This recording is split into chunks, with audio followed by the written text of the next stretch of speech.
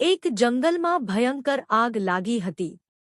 બધા પશુપક્ષીઓ જીવ બચાવીને ભાગી રહ્યા હતા।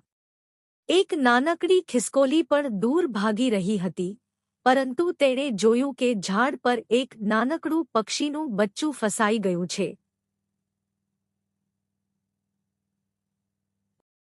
ખિસકોલી પાછી ફરી અને નદી તરફ દોડી।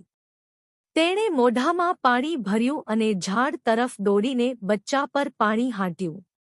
આમ તેણે ઘણી વાર કર્યું। એક હાથી ખિસકોલીની આ પ્રવૃત્તિ જોઈ અને હસી પડ્યો, તું આટલા નાના ટીપાથી શું કરીશ? આ આગ બુઝાવવાની નથી।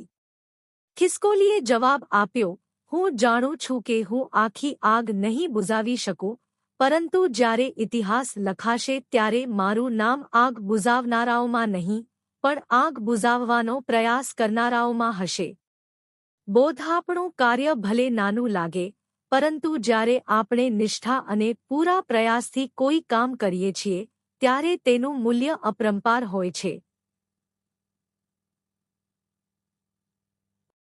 નાનામાં નાનો પ્રયાસ પણ ઘણો મોટો ફરક લાવી શકે છે।